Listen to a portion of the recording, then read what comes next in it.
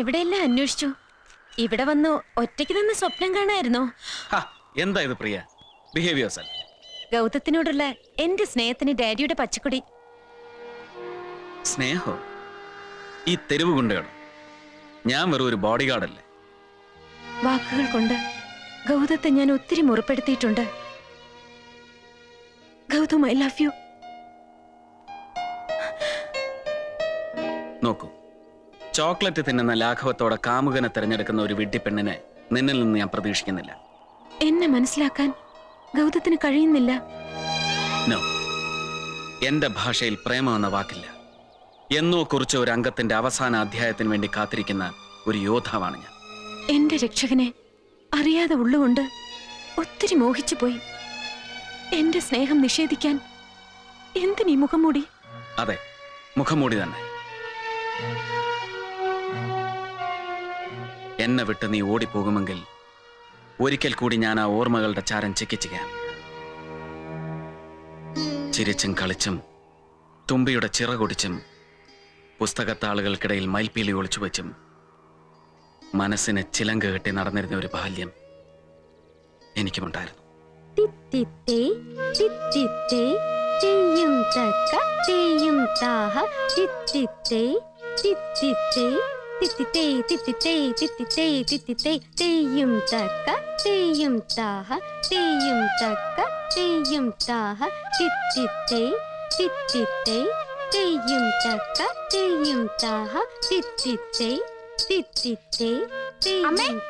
ചേച്ചി സ്റ്റെപ്പ് തെറ്റിച്ചു.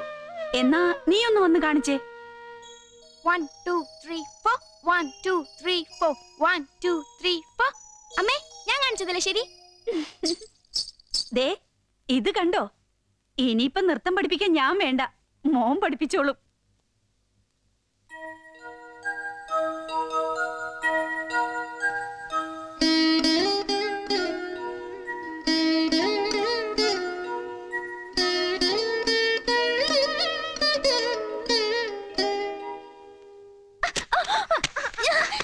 ചേച്ചി, എനിക്കത് താ. തരത്തില്ല. എത്ര നേരായിട്ട് കയ്യിൽ വെച്ചോണ്ടിരിക്കാ. പോടാ. അമ്മേ, ഈ ചേച്ചിയോട് പറ എനിക്കത് തരാൻ. ഓ, അത് അവൻ എങ്ങോട്ട് കൊടുക്കും മോളെ. അങ്ങനെ ഇപ്പൊ കൊടുക്കുന്നില്ല. എടാ, അതിന്റെ ഇത്ര വലുതായിട്ടും അവനോട് വഴക്കിടാൻ നിനക്ക് നാണമില്ലേ? രണ്ടിനും കുറുമ്പിത്തിരി കൂടുന്നുണ്ട്. മോനെ, മോൻ അതങ്ങോട്ട് ചേച്ചിക്ക് കൊടുത്തേക്ക്. മോൻ ഇതിനേക്കാൾ നല്ല മ്യൂസിക് ബോക്സ് അച്ഛൻ വാങ്ങിത്തരാം. ഇത് കൊള്ളില്ല, കൊടുത്തേക്ക്. എപ്പോ വാങ്ങിത്തരും? അത് അടുത്ത ബർത്ത്ഡേക്ക് വാങ്ങിത്തരാം കേട്ടോ. എനിക്കെങ്ങും വേണ്ട ചേച്ചിയുടെ പാട്ട് വെട്ടി. Thank you. വളർന്ന പെണ്ണാണെന്ന് ഒരു വിചാരവും ഇല്ല. എത്ര വളർന്നാലും അവര് നമുക്കെന്നും കുട്ടികളല്ലേ. ആ, ഇത് നാളെ പത്രത്തിൽ വരേണ്ട മാറ്ററാ. ഞാനിത് കൊടുത്തിട്ട് വരാം. എന്താ മുന്നാ തിരക്കിട്ട്? റെയിൽപാളത്തിൽ വീണ്ടും ഒരു ശവശരീരം. ആരുടെ? ഇതും ഒരു പെൺകുട്ടിയുടെ. ഇതൊരു തുടക്കത പോലെയായല്ലോ. നോ, ഇനി ഇത് ആവർത്തിക്കാൻ നമ്മൾ അനുവദിച്ചൂടാ. അയ്യോ, എന്താണോ?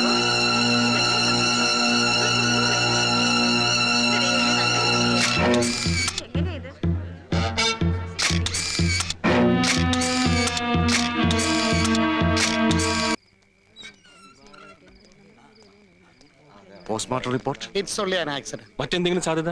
നോക്കുമേ സർ, ഞാൻ ഡോക്ടറാണ്, ജോലിസനല്ല. എന്താ സ്കൂപ്പ് പോലും തുടങ്ങോ? എല്ലാം പതിവ് വാക്കുകൾ തന്നെ. പുതുതായി പറയാൻ ആർക്കും ഒന്നുമില്ല.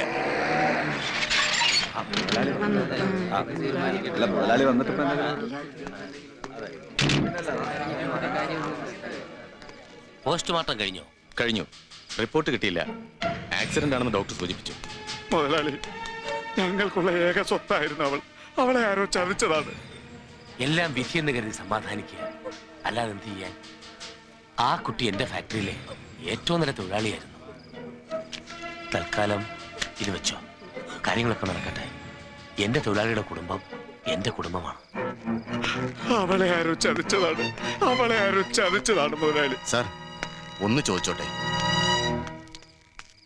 ആരാ? മനസ്സിലായില്ല. ഞാനൊരു പത്രക്കാരനാണ്, വിശ്വനാഥൻ. ഓ, അത് താനാണോ? താനും ഒന്ന് രണ്ട് പ്രാവശ്യം എന്നെ ചൊറിഞ്ഞിട്ടുള്ളതാ. ഈ നാട്ടിൽ നടക്കുന്ന ആത്മഹത്യ, അപകട മരണവും കൊലപാതകമാക്കി മാറ്റിയത് സെൻസേഷൻ ഉണ്ടാക്കുന്നതാണല്ലോ തന്റെ വിനോദം. ഇയാള് പറയുന്ന പോലെ പത്രപ്രവർത്തനം വിനോദമൊന്നുമല്ല, ജനങ്ങൾക്ക് നേര് കാണിച്ചു കൊടുക്കാനുള്ള ആയുധമാണ്. ചെകുത്താൻ ഭേദബോധാൻ എന്ന് തുടങ്ങി. ഇവിടെ ചേരിയിലും ചെറ്റപ്പുരയിലും കിടക്കുന്ന പെർക്കികളെ സംഘടിപ്പിക്കാനും സംരക്ഷിക്കാനും നടക്കുന്ന 4 കാശിന്റെ ഗുണ്ട. അരുത്. അല്ലേ ഇവരെന്നെ കുറെ ഒലത്തും. ഓവാ അതെ, തനിക്ക് എന്താ അറിയേണ്ടത്? ആ പെൺകുട്ടി നിങ്ങളുടെ ഫാക്ടറിയിലെ തൊഴിലാളിയായിരുന്നല്ലോ. അതെ, അതുകൊണ്ട് ഇതൊരു അപകടമരണമാണെന്ന്. എന്താ അങ്ങനെ സംഭവിച്ചു കൂടാന്നുണ്ടോ? എന്നാ കേട്ടോ, അവളെ മൊറൈസ് മൃഗീയമായി ബലാസംഗം ചെയ്ത് തല്ലിക്കുന്ന് റെയിൽവേ ട്രാക്കിൽ ഇട്ടതാ. എഴുതി പിടിപ്പീരെ, വായിച്ച് ജനങ്ങളൊന്നും ഞെട്ടട്ടെ. സെൻസേഷൻ. അങ്ങനെയല്ല ഞാൻ പറഞ്ഞത്. പിന്നെങ്ങനെയാ? അല്ല, പണ്ട് സാറിന്റെ കാറ് കയറി ഏതോ പെൺകുട്ടി. നിർത്തോ, അധികം ടോർച്ച് കളിക്കണ്ട. ചിലപ്പോ തന്റെ പേനയിൽ മഷിക്ക് പകരം ചോര നിറഞ്ഞെന്ന് വരും. ഇല്ല, ഇന്നലെ വൈകിട്ട് ഇവിടെ ആരും വന്നിട്ടില്ല. വെക്കോ. സത്യം പറഞ്ഞില്ലെങ്കിൽ കഴുത്തിയാൻ വിട്ടും. പറയണം. എനിക്കൊന്നും അറിയില്ല. നിനക്കൊക്കെ അറിയാം. അങ്ങ് മര്യാദക്ക് പറഞ്ഞോ. നോക്കൂ, പോസ്റ്റ്മോർട്ടം റിപ്പോർട്ടിൽ പറയുന്നത് ഇതൊരു ആത്മഹത്യയാണെന്നാണ്. അതിനപ്പുറം അന്വേഷിക്കേണ്ട ചുമതല പോലീസിനില്ല. ആ റിപ്പോർട്ട് കള്ളമാണ്. സംഭവം നടന്ന ദിവസം മൊറേസിന്റെ ഗസ്റ്റ് ഹൗസിലേക്ക് അവളെ വിളിപ്പിച്ചിരുന്നു. മൊറേസും പങ്കാളികളും ചേർന്ന് അവളെ ബലാത്സംഗം ചെയ്തു.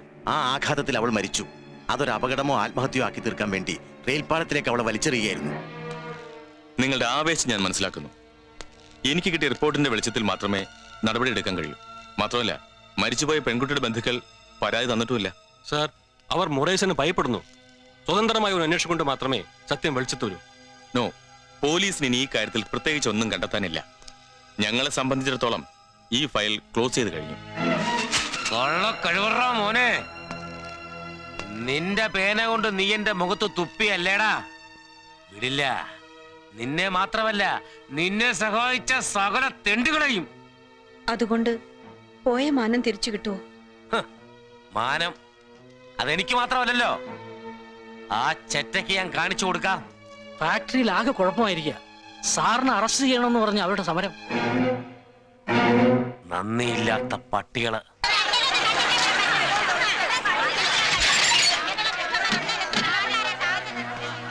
എന്താടാ എന്താടാ കിഴങ്ങ? ഞങ്ങളുടെ പെണ്ണുങ്ങൾ തന്റെ വെപ്പാട്ടിമാരല്ലോ. അധികം കിടന്ന് വിളിച്ചു കൂവിയാലേ ഫാക്ടറി അടിച്ച സീല് വെച്ച് കളയും. നീയൊക്കെ 3 നേരം വെട്ടി വിഴുങ്ങുന്നതേ ഞാൻ എറിഞ്ഞിരുന്ന പിച്ചക്കാശ. അത് ഓർമ്മ വേണം. വല്ല വീര പത്രക്കാരും എഴുന്നള്ളിച്ച വിട്ടിത്തം കെട്ട് മൊറൈസിന്റെ മേത്തുകയറാൻ വന്നാണല്ലോ. ആണാണോ പെണ്ണാണോ എന്ന് ഞാൻ നോക്കത്തില്ല. ചവിട്ടിയ കീറിക്കളയും. അമ്മയും പെങ്ങളും ഇല്ലാത്ത നാറി തന്റെ പിച്ചക്കാശിന് തൂക്കി വിൽക്കാനുള്ളതല്ലേ ഞങ്ങളുടെ മാനം. തൊഴിലാളി പെണ്ണുങ്ങൾക്ക് തൊഴാൻ മാത്രമല്ല, തന്റെ മുഖത്ത് കാർക്കിച്ച് തുപ്പാനും അറിയാം.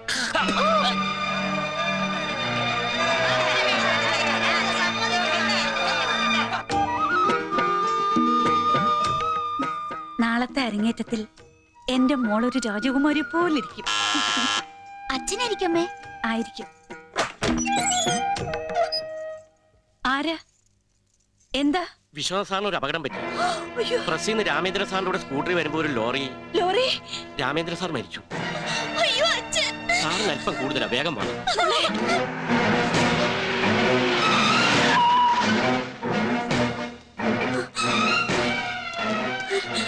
അവിടെ കിടത്തിയിരിക്കാം.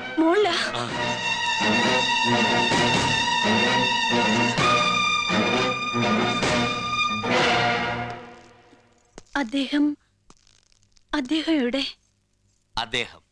അദ്ദേഹം വരും. പക്ഷെ അതിനു മുമ്പ് ചില കണക്കുകളൊക്കെ പറഞ്ഞു തീർക്കാനുണ്ട്. ഞങ്ങളെ ഒന്നും ചെയ്യരുത്. കത്തി നിന്ന മൊറൈസിനെ ജനങ്ങൾ ആട്ടുകയും തുപ്പുകയും ചെയ്യുന്ന കരിക്കോലമാക്കി മാറ്റാൻ നിന്റെ മറ്റവന് ഒരു തുള്ളി മഷി മതിയായിരുന്നു. അവൻ എന്റെ തോലുരിച്ചു. എനിക്ക് നഷ്ടപ്പെട്ട മാനം അവൻ എന്തിനാ? നീ സുന്ദരിയാ, നിന്റെ മോളും. അയ്യോ, അദ്ദേഹത്തിന് വേണ്ടി ഞാൻ കാലിൽ വീണ് മാപ്പ് ചോദിക്കാം. ഞങ്ങളെ ഒന്നും ചെയ്യരുത്. നിന്റെ കെട്ടിയോന്റെ ഭാഷയില് ഞാനൊരു പെണ്ണുപിടിയനാ. പിഴിഞ്ഞ് ചാറെടുക്കാനല്ല, തല്ലിക്കൊഴിക്കാൻ എനിക്കിഷ്ടം.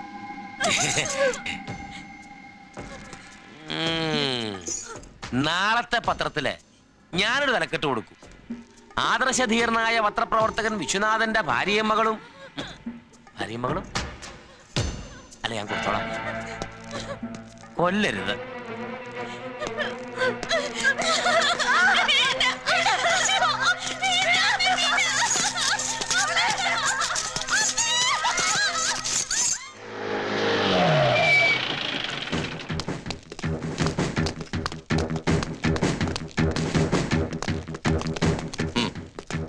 That side. വരൂ.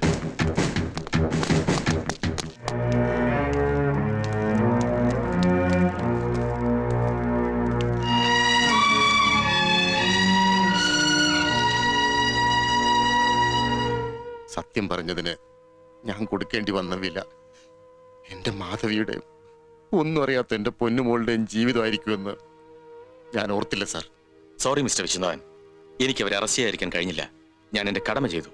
എനിക്കതിൽ ദുഃഖമുണ്ട്.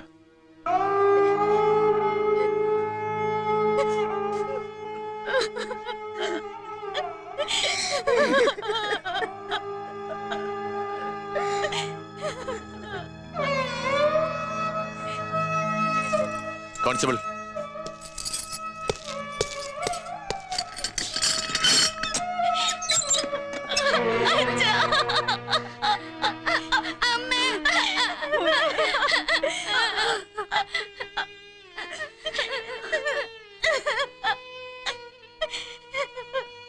നമുക്ക് വീട്ടിൽ പോവാ.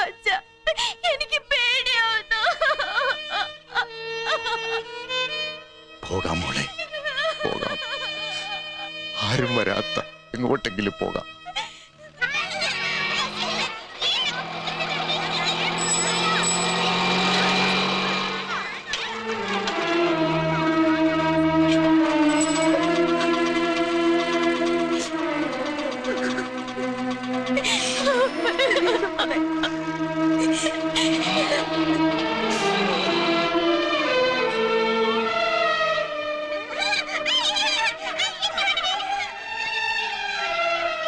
ഇനി എന്തായാലും ഞാൻ എന്റെ മോളെ ഡാൻസ് ക്ലാസ്സിന് അയക്കില്ല, അത് തീർച്ച. ഓ എന്നാലും ഭയങ്കരം തന്നെ.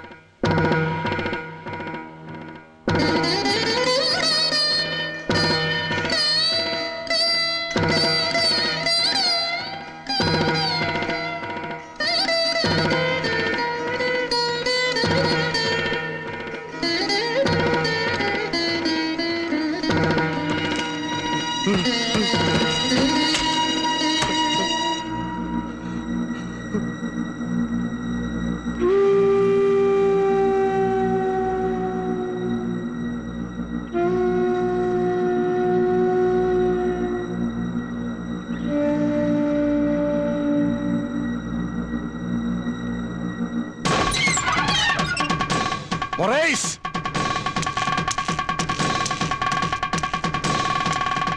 കണക്ക് തീർക്കാൻ നീ വരുമെന്ന് എനിക്കറിയാമായിരുന്നു. എന്റെ സദാചാരത്തിന്റെ ആഴമളന്ന നിന്റെ പേന കൊണ്ട് നിന്റെ ഭാര്യയും മകളെയും കുറിച്ച് തെറിക്കഥ എഴുതി വിറ്റ് കാശാക്കടാ. ദ്രോഹി, നീ എന്റെ കുടുംബം നശിപ്പിച്ചു. കൊല്ലും ഞാൻ നിന്നെ. എന്നെ കൊല്ലാനുള്ള നിന്റെ ആവേശം എനിക്ക് മനസ്സിലാവും. പക്ഷേ ആ പാവം എസ്ഐ നീ കൊല്ലണ്ടായിരുന്നു. അയാളെന്ന് തെറ്റ് ചെയ്തു.